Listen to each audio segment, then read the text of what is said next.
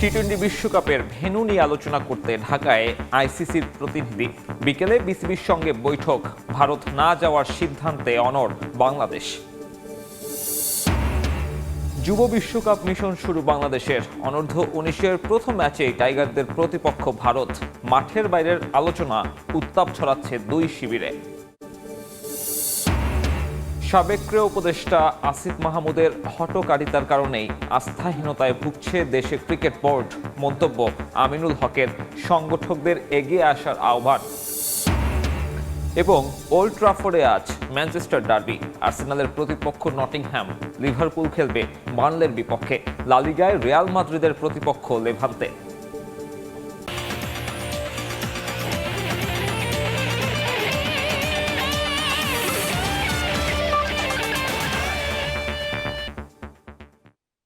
বিশ্বের নানা প্রান্তের খেলাধুলার খবর নিয়ে আমাদের নিয়মিত আয়োজন খেলার সময়। আর এই আয়োজনে আপনাদের সঙ্গে আছি আমি সাব্বির মিথুন। টি-20 বিশ্বকাপের ভেন্যু পরিবর্তন ইস্যুতে বাংলাদেশ ক্রিকেট বোর্ডের সঙ্গে আলোচনা করতে ঢাকায় এসেছেন আইসিসি প্রতিনিধি। আজ বিকেলে এক দফা আলোচনা হওয়ার কথা রয়েছে দুই পক্ষের মধ্যে। তবে গতকাল দিনভর গুঞ্জন ছিল আইসিসি প্রতিনিধি দলের দ্বিতীয় সদস্য ভারতীয় হওয়ায় তার ভিসা দেয়নি বাংলাদেশ সরকার। তবে সেই সূত্রের খবর, সেই কর্মকর্তারও ভিসা হয়ে গেছে, যদিও দেরিতে হওয়ায় আজ রাতে ঢাকায় এসে পৌঁছাবেন তিনি। সেক্ষেত্রে রোববার আরেক দফা বিসিবি এবং ক্রীড়া মন্ত্রণালয়ের সঙ্গে বৈঠক হবে আইসিসির দুই প্রতিনিধির। ধারণা করা হচ্ছে সেই বৈঠক থেকেই চূড়ান্ত হবে বাংলাদেশের টি-20 বিশ্বকাপ ভাগ্য। বৈঠকে আইসিসির পক্ষ থেকে ভারতে খেলতে যাওয়ার বিষয়ে রাজি করানোর চেষ্টা করা হবে বাংলাদেশকে। পূর্ণ নিরাপত্তা পরিকল্পনাও জমা দেওয়া হবে বিসিবি এবং মন্ত্রণালয়ের কাছে। কিন্তু এই ইস্যুতে নিজেদের সিদ্ধান্ত বদলানো হবে না বলে সাফ জানিয়ে দিয়েছে বাংলাদেশ।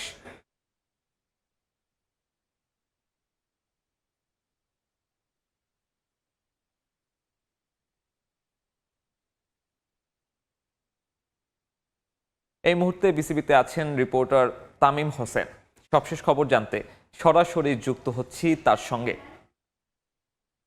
তো বাংলাদেশ বিশ্বকাপ খেলবে কিনা এই বিষয়গুলি নিয়েই কিন্তু আজকে আইসিসির যে প্রতিনিধি আছে তাদের সাথে কিন্তু আলোচনা করার কথা রয়েছে। আমরা যতটুকু জানতে পেরেছি বেলা 4টা নাগাদ তাদের সেই মিটিংটা হওয়ার কথা আছে। তবে এর আগে কিন্তু একটা জটিলতা তৈরি হয়েছিল যে একজন ভিসা পাননি, কিন্তু পরবর্তীতে তার ভিসাটা হয়ে গেছে। আমরা যতটুকু জানতে পেরেছি যে আজকে রাতে বা কালকে সকাল নাগাদ তিনি এসে পৌঁছবেন। তবে আজকেও কিন্তু একটা বিসিবির সঙ্গে তাদের মিটিং হবে এবং আগামীও কালকেও কিন্তু একটা মিটিং হওয়ার কথা আছে। তো আমরা যেমনটা বলেছিলাম যে শুরু থেকেই যে বাংলাদেশ তাদের বিশ্বকাপ শ্রীলঙ্কায় খেলার সিদ্ধান্তে অনড় আছে, তারা কোনো কিছুতেই ভারত যাবে না। তাদের বোঝাতেই কিন্তু আসলে আইসিসি প্রতিনিধিরা বাংলাদেশে এসেছে এবং তারা কিন্তু আসলে বাংলাদেশকে বোঝানোর চেষ্টা করবে। কিন্তু বাংলাদেশ আসলে যেই সিদ্ধান্তটা আগেই নিয়ে ফেলেছে যে তারা আসলে কোনো কিছুতেই ভারত যাবে না, সেখানেই থাকবে। এবং আমরা যতটুকু জানতে পেরেছি মৌখিকভাবে হয়তো বা আইসিসিও একটা সম্মতি বিসিবিকে দিয়েছে বা ইতিবাচক ইঙ্গিত দিয়েছে, যার কারণেই কিন্তু আইসিসি প্রতিনিধিরা বাংলাদেশে এসেছে। তবে এখনো সময় আছে, যে কোনো কিছু হতে পারে, কারণ আইসিসি কিন্তু শেষ পর্যন্ত আসলে বাংলাদেশকে বোঝানোর চেষ্টাটা করবে যে আসলে বাংলাদেশ যেন ভারতে গিয়েই বিশ্বকাপ খেলতে হয়। কিন্তু বাংলাদেশ যদি ভারত গিয়ে বিশ্বকাপ খেলতে হয় তাহলে কিন্তু বাংলাদেশের যেই নিরাপত্তা সংখ্যাটা আছে ওটা কিন্তু থেকেই যাবে। সেই জায়গা থেকে বাংলাদেশ কিন্তু তাদের সিদ্ধান্ত থেকে না সরার সম্ভাবনাই বেশি এবং সরবেই না, সেটাই বলা যায়। ইভেন গতকালকে যদি আমরা পরিচালক ইফতেখার মিঠুর সঙ্গে কথা বলেছিলাম, তিনিও একই কথা বলেছে যে আসলে বাংলাদেশ তাদের সেই সিদ্ধান্ত থেকে সরবে না। তবে বাংলাদেশকে বোঝাতে চাইবে আইসিসি, কিন্তু সেই বোঝানোটা আসলে কতটা কাজে আসে। আর এছাড়া যদি বাংলাদেশকে অনেকেই ভারতীয় মিডিয়া এবং বিভিন্ন জায়গায় প্রোপাগান্ডা ছড়ানো হয়েছিল যে হয়তোবা বাংলাদেশকে বিশ্বকাপে এবার হয়তোবা সুযোগ দেওয়া হবে না বা বাংলাদেশের সিদ্ধান্ত মানা হবে না। কিন্তু ওই রকম হলে আইসিসির প্রতিনিধিরা কিন্তু বাংলাদেশে আসতো না এবং বাংলাদেশকে বোঝাতো না। বাংলাদেশকে তারা বিশ্বকাপে নিয়েই কিন্তু আসলে বাংলাদেশকে নিয়ে বিশ্বকাপটা তারা পরিকল্পনা করছে। এবং কারণ বাংলাদেশের যে ক্রিকেট ফ্যান বেস বা বাংলাদেশে ক্রিকেটটার যে ক্রেজটা, এই মার্কেটটা কিন্তু আইসিসি ছাড়তে চাইবে না কখনোই, কারণ বাংলাদেশের মানুষ ক্রিকেটটাকে অনেক বেশি ভালোবাসে। এর আগে যদি আমরা বিপিএল একটা অনাকাঙ্ক্ষিত ঘটনা ঘটেছিল, সেই ঘটনা কিন্তু একদিনের মধ্যেই সলভ হয়েছে। তো সে জায়গা থেকে বলা যায় যে আসলে আইসিসি বাংলাদেশের এই ক্রিকেট মার্কেটটাকে হাতছাড়া করতে চাইবে না এবং বাংলাদেশের যেই সিদ্ধান্ত তাদের সঙ্গে হয়তো বা আইসিসি একমত পোষণ করবে। তো মিরপুর থেকে বিসিবি এবং আইসিসির মিটিং নিয়ে এই ছিল আমার কাছে সর্বশেষ তথ্য। সহকর্মী তামিম হোসেন যুক্ত হয়েছিলেন, জানাচ্ছিলেন আইসিসির বাংলাদেশ সফর এবং বিসিবির সঙ্গে বিশ্বকাপ নিয়ে যে বৈঠক তার সবশেষ খবর। এদিকে মোস্তাফিজ ইস্যুতে চলমান বিতর্কের মাঝেই অনূর্ধ্ব 19 ওয়ানডে বিশ্বকাপে ভারতের বিপক্ষে মাঠে নামতে যাচ্ছে ইয়াং টাইগার্স। জিম্বাবুয়েতে ভারতকে হারিয়ে বিশ্বকাপ মিশন শুরু করতে চাইবে আজিজুল হাকিমের দল। দুদেশের ক্রিকেট বোর্ডের মুখোমুখি অবস্থান এই লড়াইয়ে দিচ্ছে বাড়তি রোমাঞ্চ। তবে চেনা কন্ডিশন হওয়ায় এই ম্যাচ নিয়ে আত্মবিশ্বাসী হেড কোচ নাভিদ নওয়াজ। বুলাওয়েতে ম্যাচ শুরু হবে দুপুর 1:30টায়। মুস্তাফিজ ইস্যুতে উত্তাল দেশের ক্রিকেট, জানিয়ে জল গড়িয়েছে অনেক দূর। দুই বোর্ডের দ্বন্দ্বের মাঝেই ভারতের বিপক্ষে যুব বিশ্বকাপের ম্যাচ খেলতে নামছে বাংলাদেশ। জিম্বাবুয়ে ও নামিবিয়ায় অনুষ্ঠিত অনূর্ধ্ব 19 বিশ্বকাপে নিজেদের উদ্বোধনী ম্যাচেই ইয়াং টাইগারদের প্রতিপক্ষ টুর্নামেন্টের সবচেয়ে সফল দল ভারত।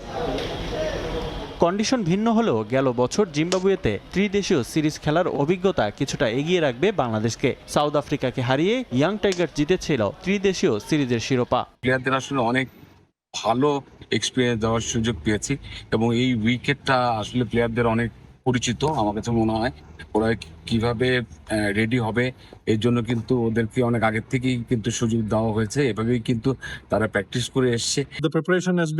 প্রস্তুতি ভালো, আবহাওয়ার বিষয়টি আমাদের হাতে নেই, তবে তা নিয়ে ভাবতে চাই না। আমরা অনেক আগেই এখানে এসেছি এবং মানিয়ে নেওয়ার চেষ্টা করেছি। কন্ডিশন বুঝতে আমাদের দল অনেক সময় পেয়েছে। সব মিলিয়ে আমরা প্রস্তুত। তবে ভারতের বিপক্ষে ম্যাচটা হালকাভাবে নেয়ার সুযোগ নেই। ভারতের শক্তিশালী ব্যাটিং লাইন আপ আর বৈচিত্র্যময় বোলারদের চ্যালেঞ্জ নিতে হবে বাংলাদেশের। তবে ভারতকে হারাতে নিজেদের দায়িত্ব পালন করতে হবে টপ অর্ডার ব্যাটারদের। ডেথ ওভারে দ্রুত রান তোলাও গুরুত্বপূর্ণ লাল সবুজদের জন্য। বোলারদের চ্যালেঞ্জ শুরুতেই ভৈবব সূর্যবংশীকে সামলানো। রিফাতুল ইসলাম মিরন, সময় সংবাদ। দেখছেন খেলার সময়, সঙ্গে থাকুন। সাবেক ক্রীড়া উপদেষ্টা আসিফ মাহমুদের হস্তক্ষেপের কারণেই আস্থাহীনতায় ভুগছে বাংলাদেশ ক্রিকেট বোর্ড। দেশের ক্রিকেটের এমন সংকটময় পরিস্থিতিতে তাই ক্রীড়া সংগঠকদের এগিয়ে আসতে বললেন বিএনপির ক্রীড়া বিষয়ক সম্পাদক আমিনুল হক।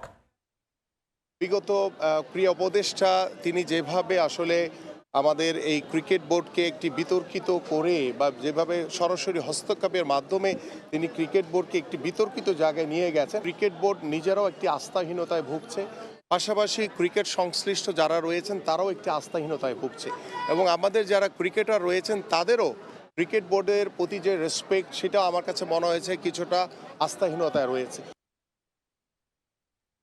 পর্দা নামলো জিয়া আন্তঃবিশ্ববিদ্যালয় টি10 টুর্নামেন্টের প্রথম আসরের ফাইনালে ফার ইস্ট বিশ্ববিদ্যালয়কে 48 রানে হারিয়ে শিরোপা নিশ্চিত করে সোনারগাঁ বিশ্ববিদ্যালয়।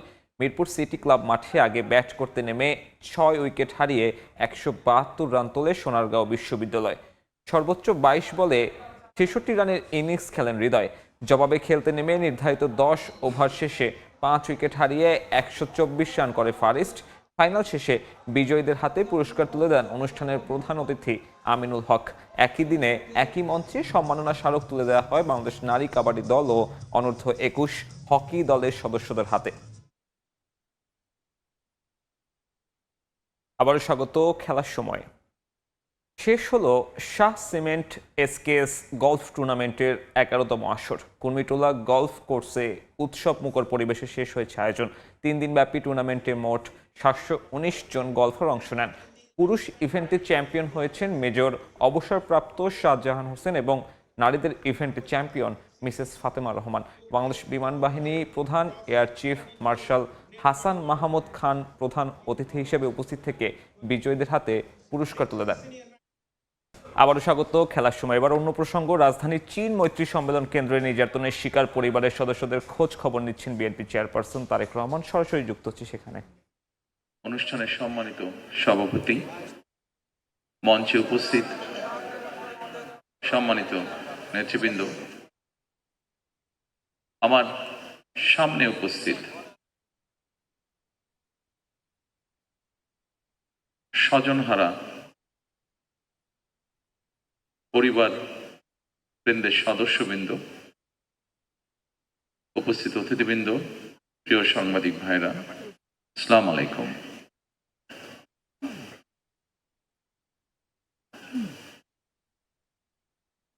আজকের এই অনুষ্ঠানটি এবং এই অনুষ্ঠানে আপনারা যারা উপস্থিত হয়েছেন, যারা বক্তব্য রেখেছেন, তারা যখন তাদের কষ্টের কথাগুলো তুলে ধরছিলেন, বলছিলেন, তখন প্রতি মুহূর্তেই আমি মানসিকভাবে যা চিন্তা করেছিলাম, বলবো প্রতি মুহূর্তেই তার খেইটি হারিয়ে ফেলছিলাম।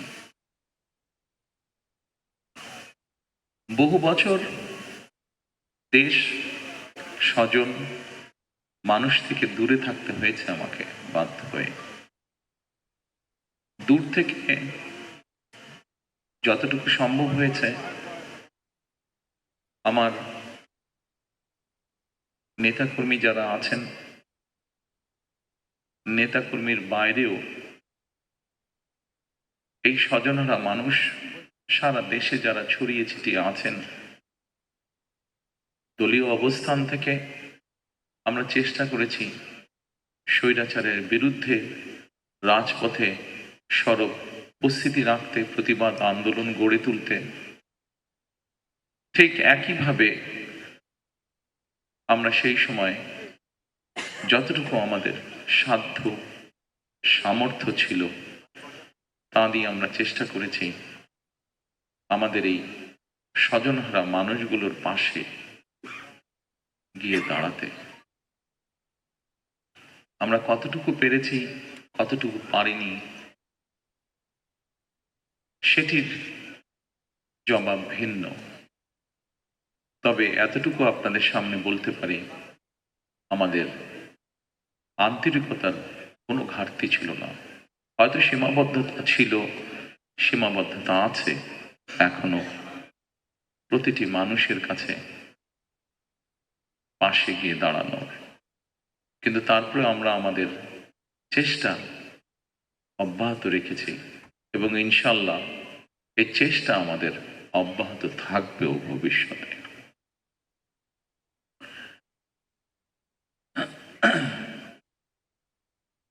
প্রিয় স্বজন হারা পরিবারের সদস্যবৃন্দ, ফ্যাসিবাদী শাসন আমলে আমাদের হাজার হাজার নেতাকর্মীকে অত্যাচার, নির্যাতন, হত্যা করা হয়েছে। হাজারেরও মতন নেতাকর্মীকে হতে হয়েছে গুমের শিকার, যার কিছু অংশের পরিবার আজকে এখানে হাজির আছে। সারা দেশে ফ্যাসিবাদ বিরোধী আন্দোলনের সময় শুধুমাত্র বিএনপির 1.5 লক্ষেরও, বিএনপির নেতাকর্মীদের বিরুদ্ধে 1.5 লক্ষেরও বেশি মিথ্যে মামলা দায়ের করা হয়েছিল, যার বোঝা প্রায় 60 লক্ষের মতন নেতাকর্মীকে বয়ে বেড়াতে হয়েছে। এর ভেতরে লক্ষ লক্ষ নেতাকর্মী বছরের পর বছর, মাসের পর মাস, সপ্তাহের পর সপ্তাহ, দিনের পর দিন ঘর বাড়ি ছাড়া থাকতে হয়েছে, স্বজন হারা থাকতে হয়েছে, স্বজন থেকে দূরে থাকতে হয়েছে। এসব সকল মামলাই ছিল রাজনৈতিক উদ্দেশ্য প্রণোদিত। গুম খুনের সেই বিভীষিকাময় দিনের বা রাতের অবসান হয়েছে। বাংলাদেশের মানুষ গণতন্ত্রের পথে হাঁটতে শুরু করেছে। যেসব মানুষরা তাদের স্বজন হারিয়েছেন, যেসব মায়েরা তাদের সন্তান হারিয়েছেন, যেসব বোনেরা তাদের স্বামীকে হারিয়েছেন, যেসব সন্তানেরা তাদের পিতাকে হারিয়েছেন, তাদের সত্যিকারভাবে যদি বলতে হয়, আসলে আপনাদেরকে সান্ত্বনা দেওয়ার মতন ভাষা বোধহয় আমাদের কাছে নেই।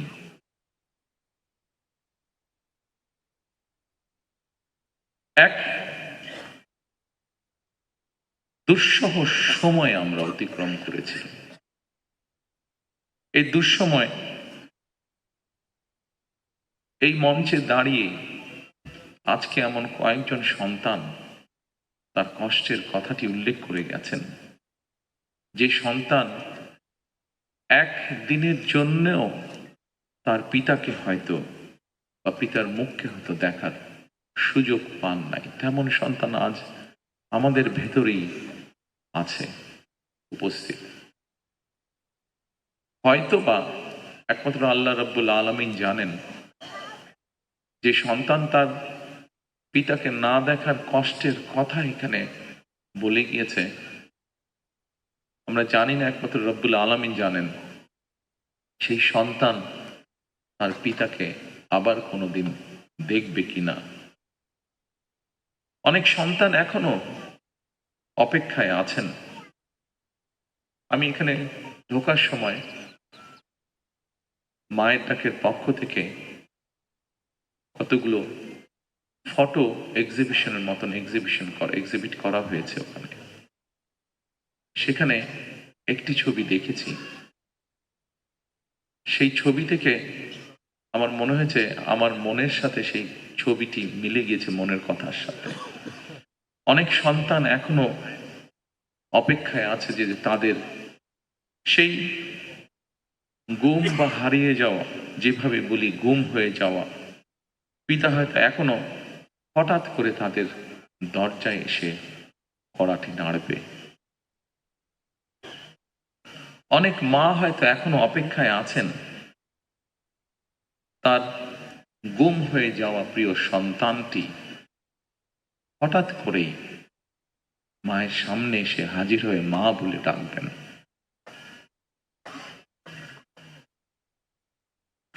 গুম, খুন, অপহরণের শিকার এইসব মানুষের শোকাতুর পরিবারগুলোর আশা ভাষা হয়ে কাজ করে যাচ্ছে একটি সংগঠন, মায়ের ডাক।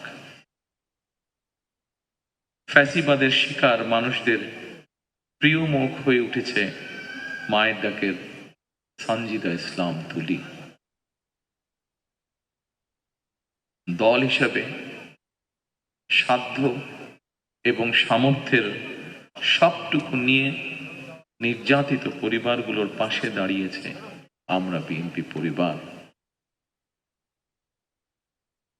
প্রিয় স্বজনহারা পরিবারের সদস্যবৃন্দ, ১.৫ শতকেরও বেশি সময় ধরে ফ্যাসিবাদ বিরোধী আন্দোলনের তীব্রতা কখনো কখনো হয়তো কিছুটা স্তিমিত হয়েছে, কিংবা আন্দোলন কখনো তুঙ্গে উঠেছে, এবং এই আন্দোলন করতে গিয়ে বছরের পর বছর ধরে অসংখ্য গুম, খুন, অপহরণ, মিথ্যা মামলার হয়রানি, নির্যাতনের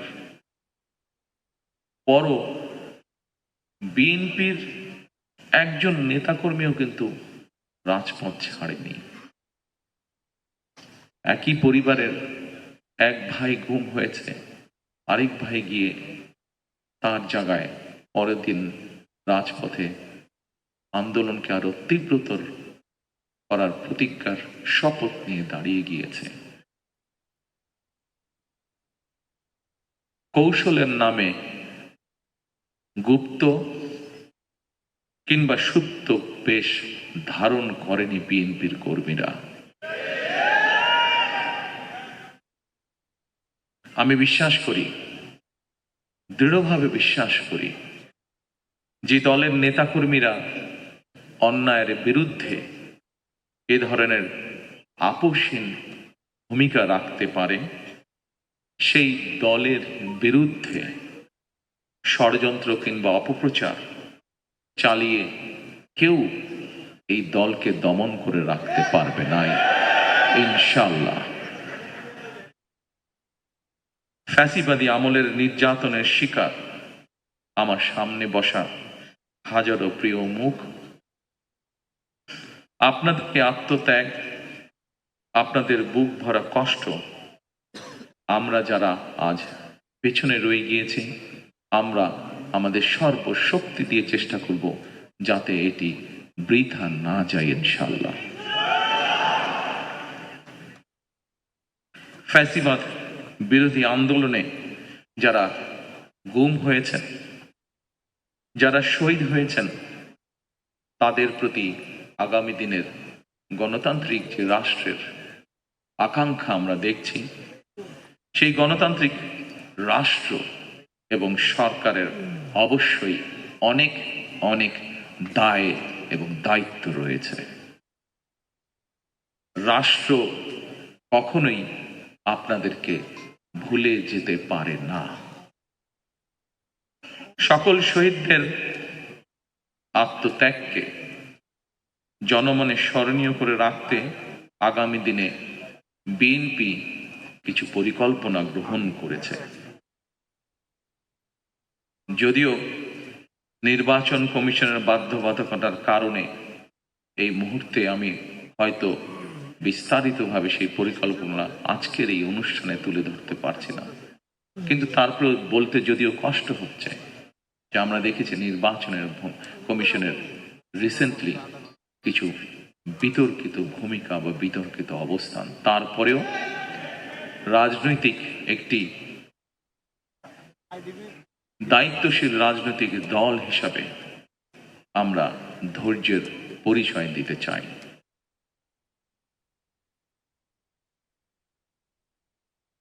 তবে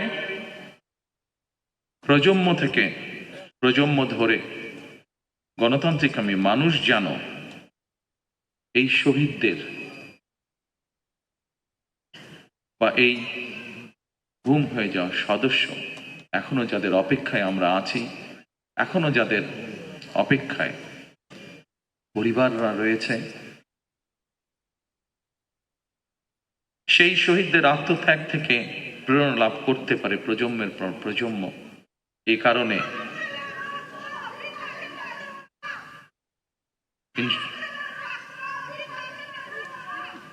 ইনশাল্লাহ ইনশাল্লাহ মা, ইনশাল্লাহ আমরা আপনার সাথে আছি, আমরা আপনার সাথে আছি মা। এ কারণেই যা আজ থেকে এক যুগেরও বেশি সময় আগে আমি বলেছিলাম, আজ আবারও এই স্বজনহারা মানুষগুলোর সামনে আমি তুলে ধরতে চাই। সেটি হলো ইনশাল্লাহ আমাদের দল বাংলাদেশের মানুষের সমর্থন নিয়ে রাষ্ট্র গঠনে, সরকার গঠনে সক্ষম হলে পরে আমরা এই শহীদ পরিবারদের নামে রাষ্ট্রের, দেশের গুরুত্বপূর্ণ সড়ক কিংবা রাষ্ট্রের বিভিন্ন গুরুত্বপূর্ণ সরকারি বেসরকারি স্থাপনার নামকরণ করব,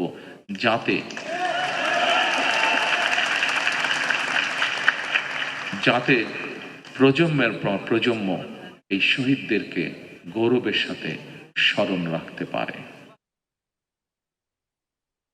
প্রিয় স্বজনহারা উপস্থিতিবৃন্দ, সাংবাদিক ভাইরা, উপস্থিত নেতৃবৃন্দ, এখানেই শেষ নয়। রাষ্ট্রীয় সহিংসতার শিকার পরিবারগুলোর প্রতি সাধ্যমতন রাষ্ট্রীয় সহায়তা হাত বাড়ানোর প্রয়োজন রয়েছে বলেও আমি ব্যক্তিগতভাবে বিশ্বাস করি। সুতরাং স্বাধীনতা প্রিয়, গণতন্ত্র প্রিয় প্রতিটি মানুষের সামনে জনগণের প্রতি দায়িত্বশীল একটি মানবিক রাষ্ট্র গঠনের সুযোগ আমাদের সামনে এসেছে।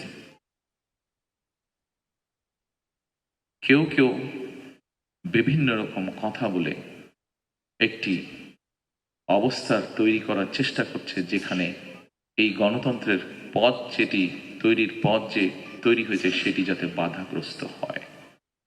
আমি অনুরোধ করব আপনারা, এবং আমি অনুরোধ করব বাংলাদেশের দলমত নির্বিশেষে প্রতিটি মানুষ যারা গণতন্ত্রে বিশ্বাস করেন,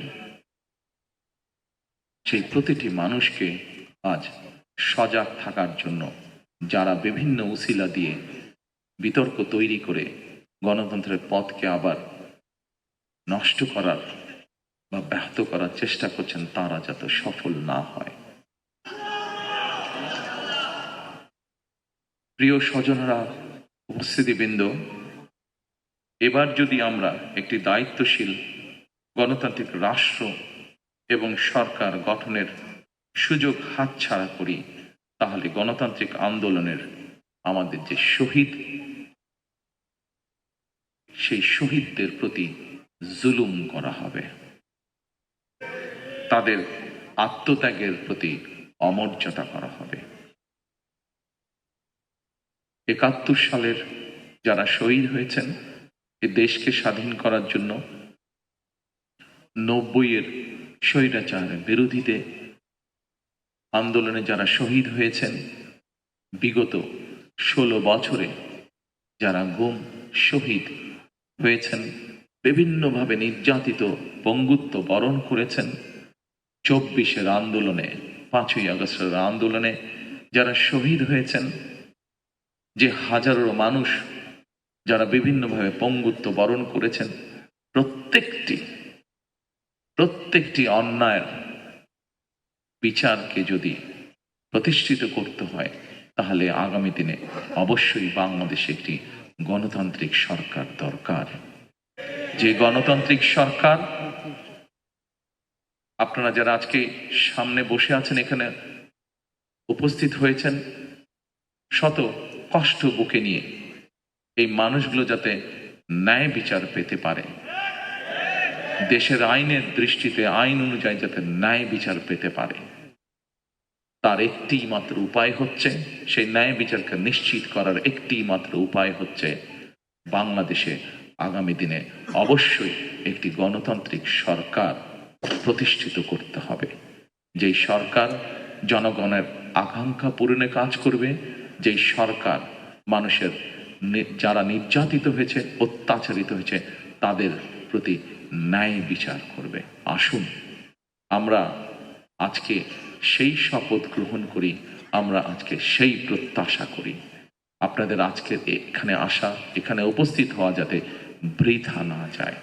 আরও যাতে শহীদ যারা আছেন, শহীদ পরিবার আছেন, প্রত্যেকটি মানুষ সময়